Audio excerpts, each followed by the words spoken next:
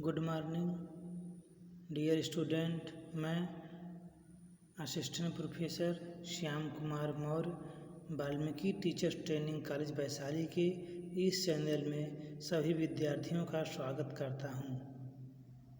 DLED प्रथम वर्ष course F5 भाषा की समझ तथा आरंभिक भाषा विकास के अंतर्गत आज हम आप लोगों को यूनिट 2 का टॉपिक पढ़ाएंगे।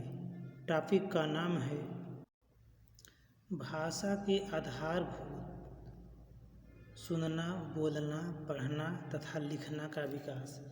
ये जो भाषा के आधारभूत कौशल हैं इसके विषय में बताएंगे। भाषा कौशल हमारे व्यक्तित्व को प्रभावशाली बनाता है, जो हमें दूसरों व्यक्तियों से भिन्न बनाती है। इसके द्वारा एक साधारण से विचार को भी व्यक्ति उत्तम शब्दावली एवं सही दिशा में प्रवाह के इस्तेमाल से बहुत प्रभावशाली हो जाता है।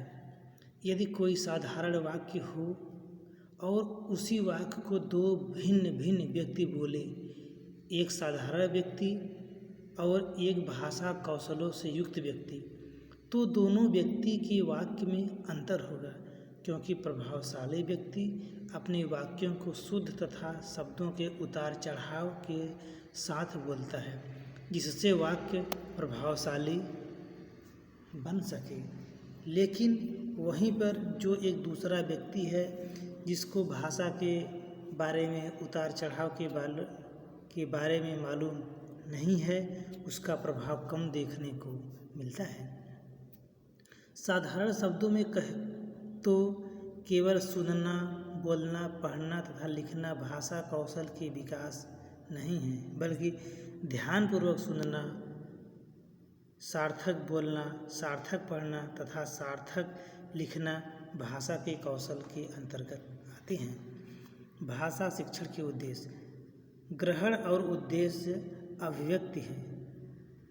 भाषा में लिखे गए शब्दों का क्या उद्देश्य है, इसकी ग्रहण क्षमता क्या है, इनकी भी जानकारी होनी चाहिए।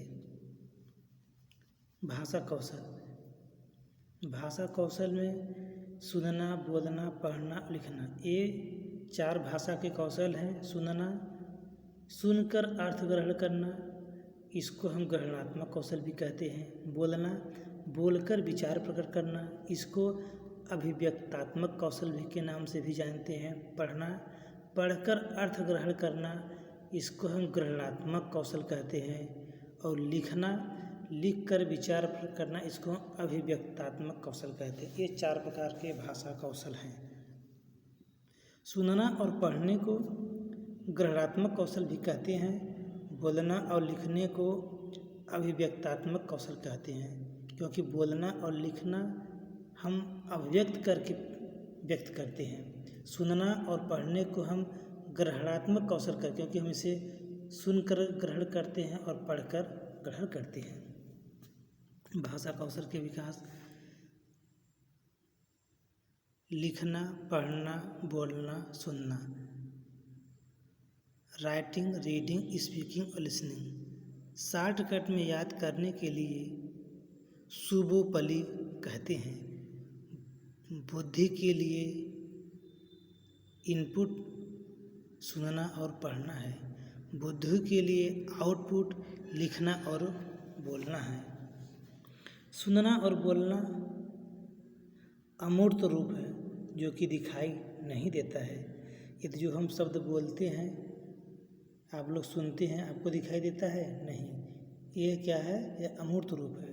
पढ़ना और लिखना मूर्त रूप है, जो दिखाई देता है। सुनना, बोलना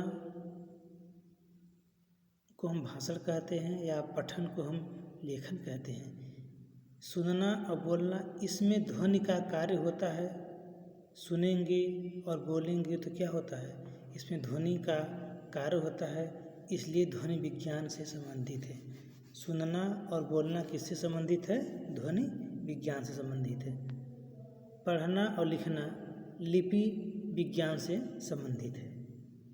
भाषा के चारों कौशल सुनना, बोलना, पढ़ना तथा लिखना का महत्व का मूल्यांकन करते हैं। मूल्यांकन एक सतत चलने वाली प्रक्रिया है। व्यक्ति का मूल्यांकन हमेशा होता है, चाहे वह खेल के मैदान में हो, पढ़ाई में हो, घर में हो, समाज में हो, हर जगह व्यक्ति का मूल्यांकन होता है। व्यक्ति का जो मूल्यांकन होता है हर जगह होता है। ये नहीं होता कि आपका मूल्यांकन नहीं हो रहा है।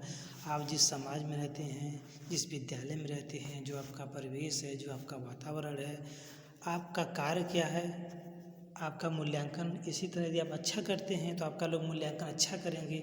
यदि आप खराब कार्य करते हैं समाज में तो आपका मूल्यांकन निगेटिव दृष्टि से लोग देखते हैं।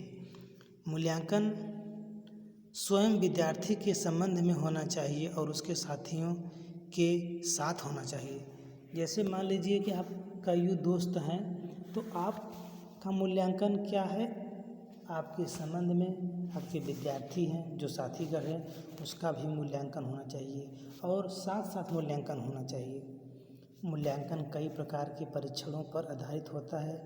बंद प्रश्न, खुले प्रश्न, बहुविकल्पी प्रश्न, समूह कार्य तथा प्रोजेक्ट कार्य पर आधारित होना चाहिए। ये जो मूल्यांकन है ये इन सभी कार्यों पर आधारित होना चाहिए, जिससे आपकी बुद्धि लब्धि क्या है, आपने कितना सीखा है, आप कौन कौन से कार्य कर सकते हैं, इन सब के बारे में आप जान सकते हैं। तो इसी के साथ मेरा आज का टॉपिक समाप्त होता है। हम पुनः एक नए टॉपिक के साथ उपस्थित होंगे। तब तक के लिए धन्यवाद।